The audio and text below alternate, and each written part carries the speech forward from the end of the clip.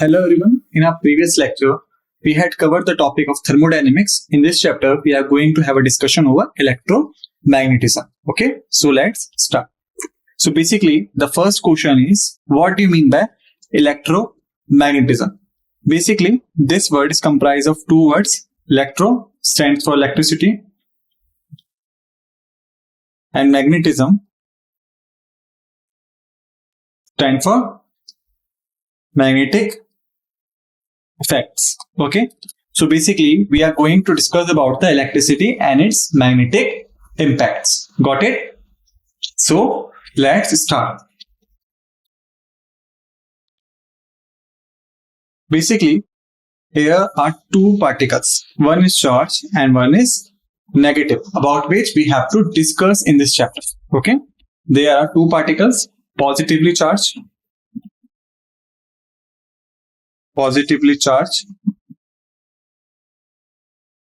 and negatively charged. Got it? So we have to discuss about these particles in this chapter. Got it? And these particles have a relation between them. Which relation is stated by the electromagnetism. Got it? Okay. So basically, here we have a first law. Which is a Coulomb's law, because it was given by Coulomb. It was given by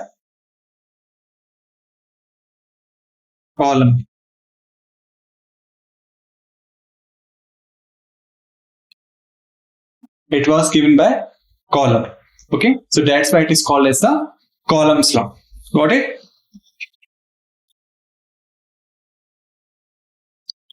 And basically remember two things. First is electric charge. Second is electric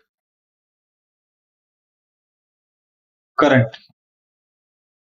Electric charge is a static form. Electric current is in the motion form. Okay. So when there is only a particles, then it is a electric charge. And when there is a motion, then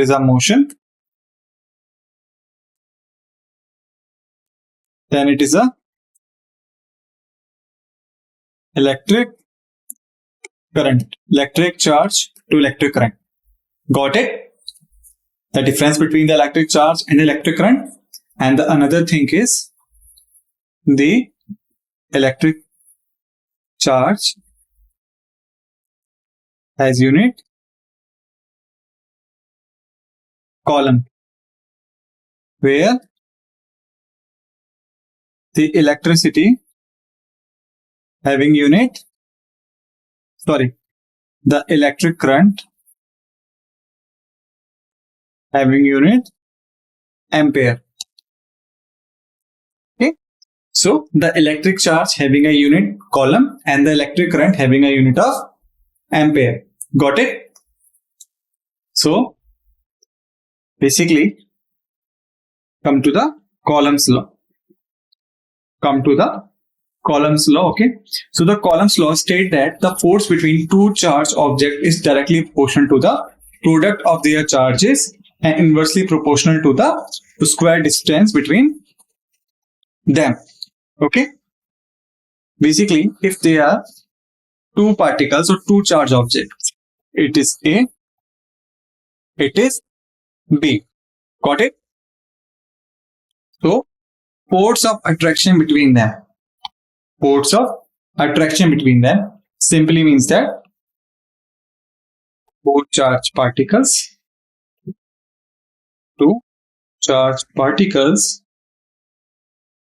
will attract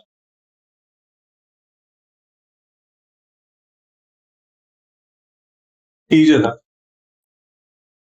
Two charged particles will attract each other. Okay, so we have to discuss about this property. Okay, so if there is a one charge particle, particle A, and another charge particle, particle B. Okay, so they both will be attracted to each other, but the force between two charged particles, the force of attraction between those two charged particles will be directly proportional to the product of their charges. The more charge they carry, higher the force of attraction.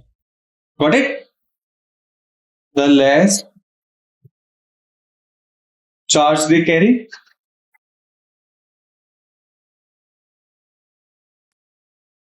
lower the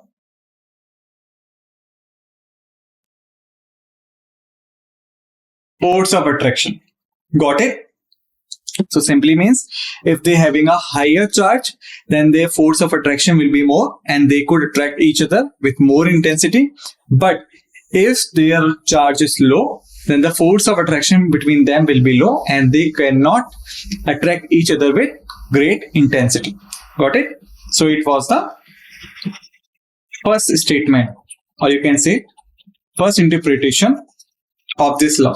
The second interpretation is related with the distance.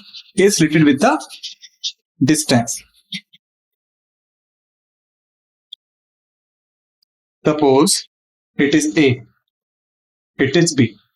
At first, they are placed at a distance of 10 meter. In second case, it is A and it is B. In this case, it is B. In this case, they are placed at 40 meter distance.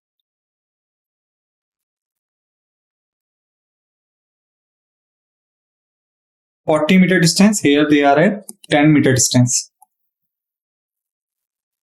Got it? So in that case, first case and second case, during the first case, the force of attraction between them will be more. And the second case, the force of attraction between them will be low. Okay? Because force of attraction between these particles is inversely proportional. Okay? So basically, if here I am presenting the force of attraction by F and distance by D. Okay? So basically you can say if D is higher, force of attraction will be lower.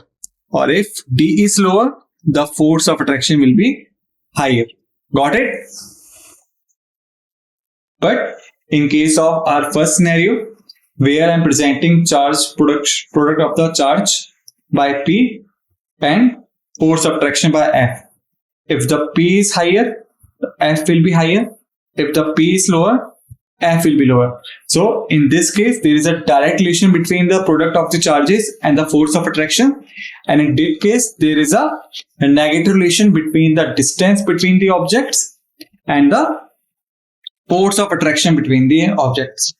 Got it? So it was the first Coulomb's law or first law of electromagnetism, you can say. Okay? So now let's come to the example.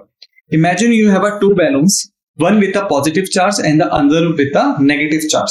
When you bring them close together, they either stick together or push each other. Coulomb's law helps us understand why this happens. Okay? So basically, in our examples, we didn't mention the positive and negative charges. We just only come to know about this. But in this example, we have to start with the positive and negative relation, about which I have just mentioned. Okay, so remember the force of attraction and force of repulsion. Got it? So they are two terms. First is force of attraction and another is force of repulsion. The force of attraction is when A and B will attract each other. Okay? And the force of repulsion is when both A and B repel each other. Got it? So basically, when it happens, remember, statement 1, statement 2. Positive and negative charges always attract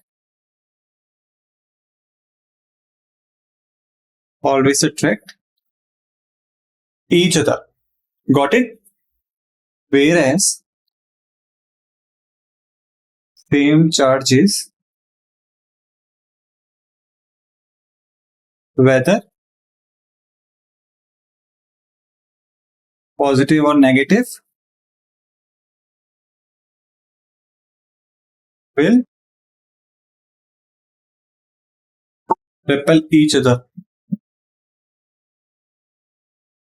Okay, so whenever they are the opposite charges, there will be a force of attraction between them. But whenever there are the same charges, there will be a force of repulsion between them. Okay, or you can say the positive and the negative charges, whenever they come together, they will attract each other. But when the same charges, whether they are the positive and whether they are the negative, come together, they will always repel each other. Got it? So now let's understand it by the example, or we can say change this example into the action. Got it? So suppose if there is one balloon A, and another balloon B. Got it? Balloon A is positive, balloon B is negative. It was the first case. In the second case, balloon A is negative, balloon B is negative, or we can say balloon A is positive or balloon B is positive. So in this case, balloon A and balloon B will attract each other. Whereas in this case, both A and B will repel each other. Similar in this case, they will repel each other. Okay, understood? And this is happening because of the Coulomb's law. Because Coulomb's law stated as the force of attraction between the two particles is directly proportional to the product of their masses, of their charges, and inversely proportional to the distance between them. Got it? Now come to the point that it says that opposite charges attract each other, as I have told you. Like the positive balloon and the negative balloon get stick together, while similar charges repel each other, like two positive balloons pushing each other away. Or you can say two negative balloons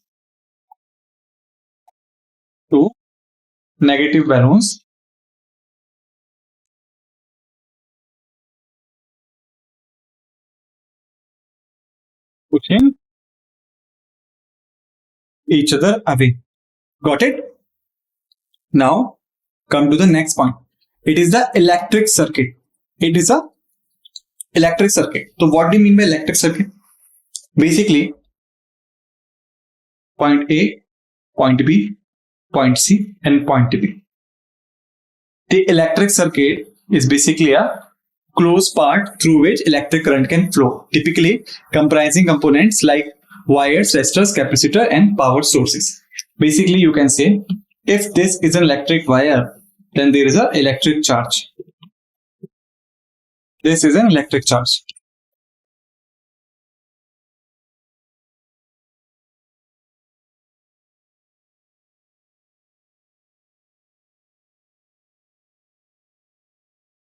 Electric charge. Okay. point A, point B, point C, and point D. And this is a electric charge between this. Okay. So when this system is closed, as you can see, this system is closed by four sides: side A, side B, side C, and side D. So there is a flow of current. There is a flow of current, or you can say there is a flow of electric charges.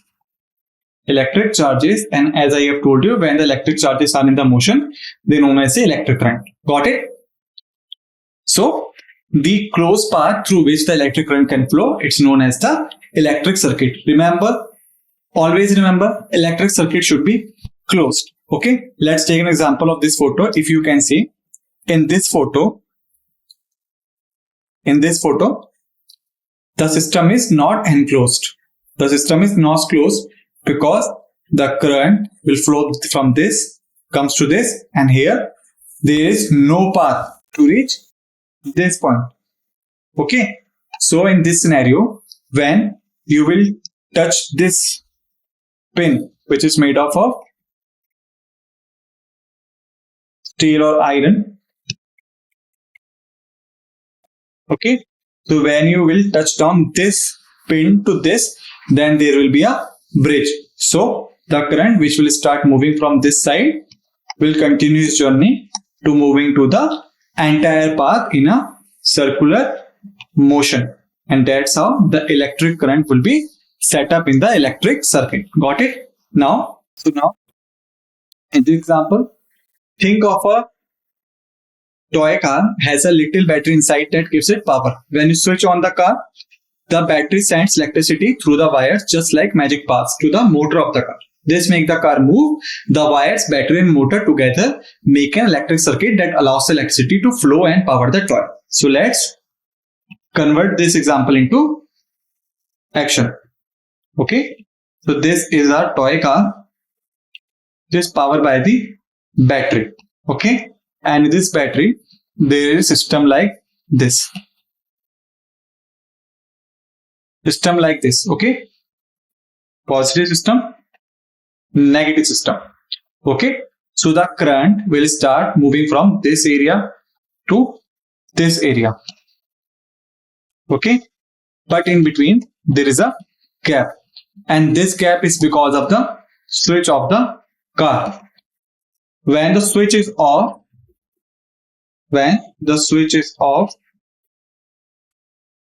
circuit is not closed. As you can see, when the switch is off, circuit is not closed. But when you on the switch, then the circuit is closed.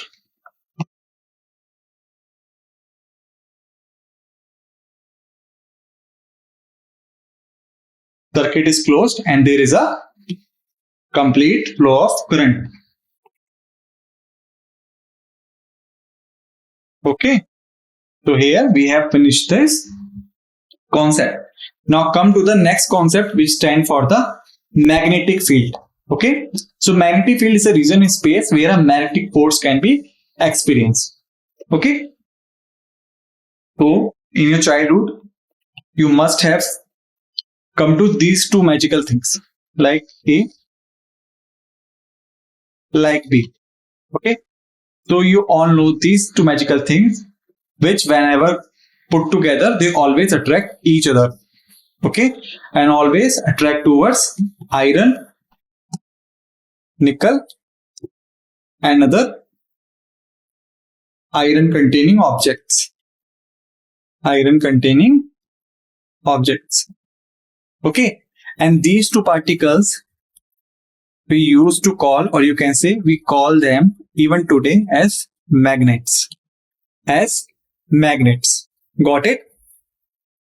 So magnets are basically the objects which attract each other or attract towards another magnet whenever they keep together. And second thing, magnet is an object which always get attracted towards iron, nickel, and other items which containing the iron parts. Got it? So basically, the area where the magnet gets placed, like this is a magnet. So there is a area where it has its magnetic impact. Where it has its magnetic impact. And this magnetic impact is known as magnetic field. Suppose you have some iron nail. You have this iron nail. If you put this iron nail here, then it will not attract it towards this magnetic field. But in another case, if this is the magnet and this is the magnetic field, you put this iron nail inside this magnetic field, then it will be attracted towards the magnet. Okay, so that is the example of the magnetic fields. Got it? Now come to the another example. Imagine you have two magnets. When you bring them close together, they either stick together or push each other away. That's because magnets have invisible hooks called magnetic fields. These magnetic fields make the magnets act like magic. They can either pull things together or push them apart. Okay, so to understand this example basically, or to change it into the action, let's understand one fact, that magnets have poles. Magnets have poles, and these poles are basically terminal of magnets.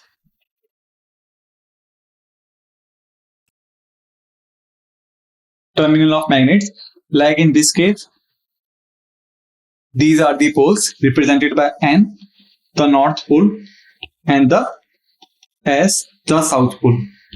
Okay, and the magnetic field lines originating from the north and converging at the south. Got it? Outside the magnet, you can say outside the magnet, magnetic field lines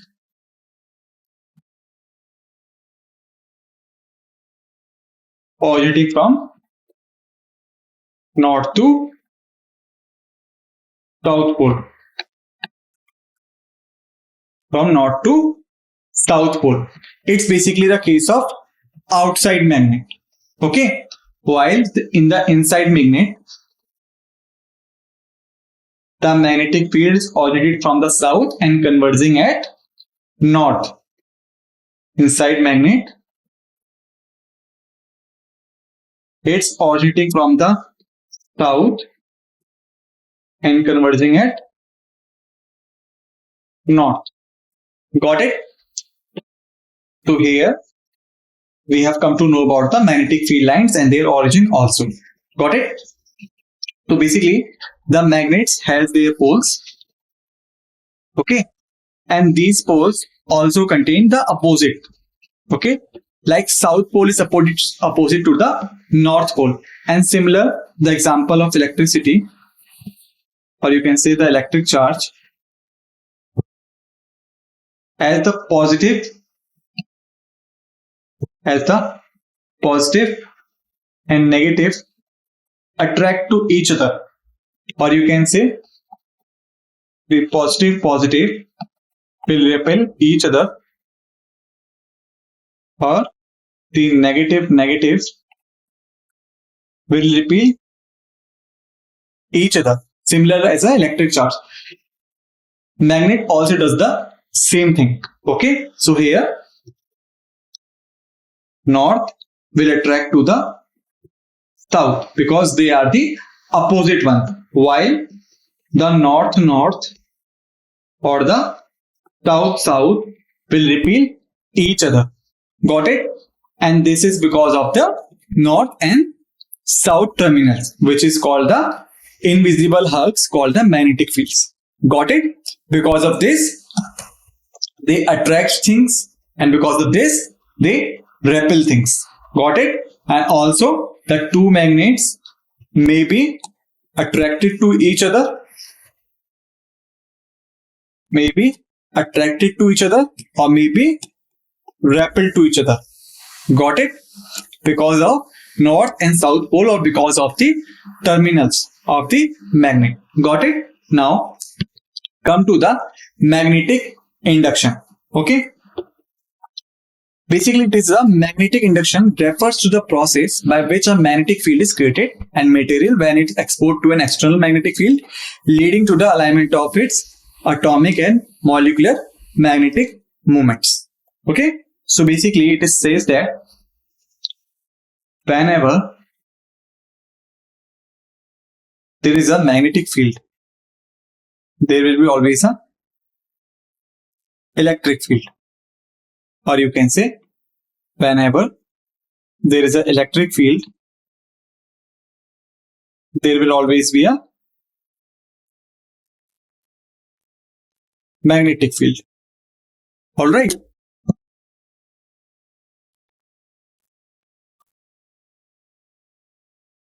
All right. So remember these 2 points. Whenever there is an electric field, there will be a magnetic field, and whenever there is a magnetic field, there must be a electric field. Got it? And this concept was given by Faraday. So that's why there is also known as Faraday's laws. Got it? So in this chapter, basically we had covered the electromagnetism. Got it? In our next lecture, we will start with the optics. Till then, thank you.